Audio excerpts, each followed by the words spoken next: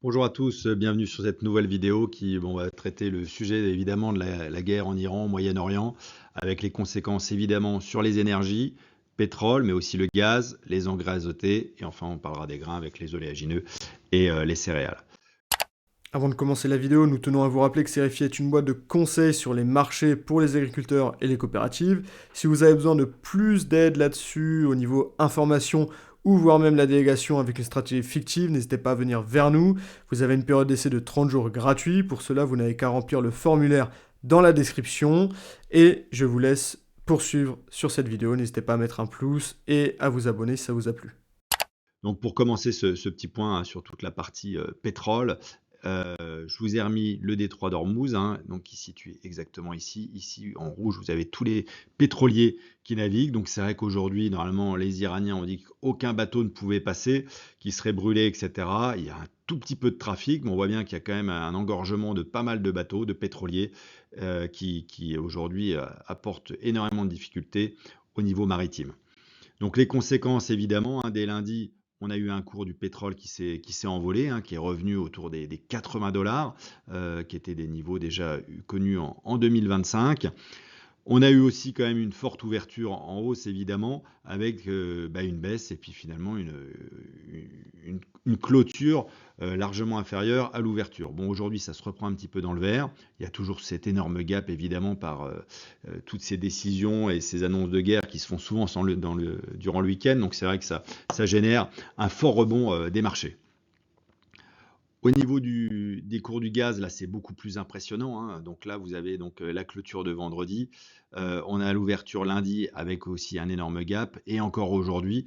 Donc c'est vrai que le cours du gaz a encore réagi plus fortement. On est à plus de 50%. On a déjà 40% hier de hausse, plus encore la journée d'aujourd'hui. Donc là, c'est vraiment une grande modification. Alors pourquoi? Parce que il y a eu des attaques de drones iraniens, hein, contre le principal site de production et même les deux principaux sites de production au Qatar, hein. Donc Qatar Energy a arrêté la production de GNL.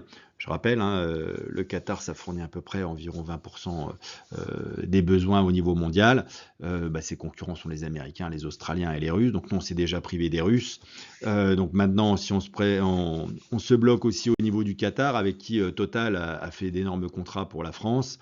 Donc c'est vrai que globalement, ça fait fortement réagir le marché. Inversement, si on regarde le cours du gaz aux États-Unis, alors certes, le GNL américain a progressé, mais c'est rien à voir avec notre gaz européen, ce qui montre bien notre dépendance aujourd'hui au gaz. On s'est coupé des Russes, on avait encore les Américains et les pays du Golfe pour nous aider. Ce conflit va faire renchérir tous les coûts énergétiques. Donc au niveau de la parité euro-dollar, globalement, on est plutôt dans une tendance un petit peu baissière, hein. Donc ça ravive un petit peu le cours de nos céréales, on va dire, parce que le dollar, c'est des fois quand même, on le dit, une valeur refuge. Ça montre aussi la dépendance de l'Europe aux énergies qui affaiblit un petit peu notre euro. Et puis même aux États-Unis, hein, parce que bon, il y a quand même une hausse du pétrole. On a peur que dans le panier de la ménagère, le poste consommation de pétrole et de gasoil, etc., augmente. Donc un retour un peu d'inflation et finalement des baisses de taux qui n'auront peut-être pas lieu. Donc c'est là qu'il va falloir surveiller un petit peu. Donc on a plutôt un affaiblissement d'euros qui nous aide, nous, pour nos prix des grains. Donc après, nos conséquences, une fois qu'on a vu un petit peu détaillé rapidement la macro, hein, sur nos engrais, là, on vous a remis le graphique avec les cours des engrais. Alors ça, c'est le cours des engrais de vendredi. Mais là, c'est la remontée du gaz, donc vous imaginez bien la hausse. Donc nous, on avait déjà la CBAM. Alors je rappelle toujours qu'on a eu de la CBAM dans tous nos cours, mais il y a eu finalement très peu de marchandises qui avaient été importées avant. Donc on a eu quand même de la spéculation là-dessus. Là, j'ai l'impression que ça va être exactement la même chose, hein. Aujourd'hui, tous les vendeurs se sont coupés du marché. On sait qu'on a la hausse du cours du gaz. Il y a aussi la hausse du cours des frais maritimes, hein, parce que c'est beaucoup plus dangereux d'aller chercher de la marchandise là-bas. Donc on s'attend, aujourd'hui, certains disent entre 20 euros pour des ammonitrates, peut-être 20 à 30 sur de la solution azotée.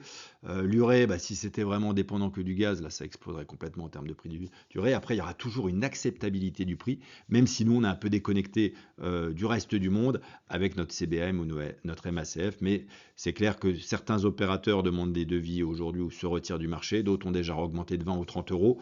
Aujourd'hui, on ne sait pas grand-chose parce qu'on n'a encore rien racheté à ces niveaux de prix-là, mais c'est que des anticipations l'anticipation et de la spéculation. Donc faites très attention dans vos choix de décision. Nous, on était couverts à 100%, on est un peu plus serein, mais ça entraîne qu'on avait déjà des doutes de profiter d'une morte saison pour l'année prochaine.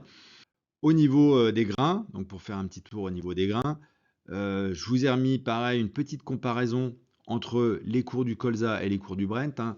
Le colza est une des cultures qui est quand même la plus corrélée au cours du Brent, hein, comme vous pouvez le voir. Donc là, on a le cours du Brent qui s'envole, le colza suit, mais pas de la même vigueur. Voilà, il y a toujours 75% du colza qui est utilisé dans les biocarburants, etc. Donc évidemment, c'est celui qui est le plus impacté. Donc on me demandait beaucoup de questions sur est-ce que tout va monter, etc.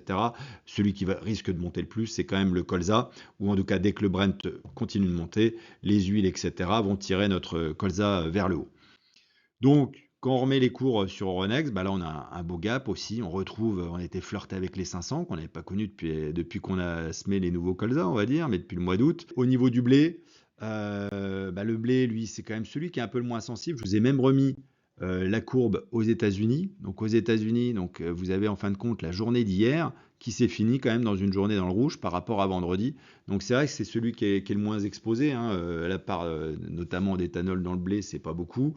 Ce qu'on a eu qui a fait réagir nous notre marché un petit peu sur Euronext, c'est notamment l'Arabie Saoudite, hein. L'Arabie Saoudite au début avait acheté vendredi 655 000 tonnes de blé. Finalement, au vu des événements, ils ont préféré racheter de nouveau, faire un peu plus de stock, donc ils sont remontés à 794 000 tonnes. Donc c'est vrai que ça avait redonné un petit coup de boost à l'ouverture, et on est toujours dans les mêmes systèmes, on achète la rumeur, on vend la nouvelle, donc surprise, le marché monte très fort, et puis vous voyez en fin de journée, on a même fini en légère baisse sur l'échéance mai 26. Au niveau du maïs, pareil, une culture quand même assez dépendante aussi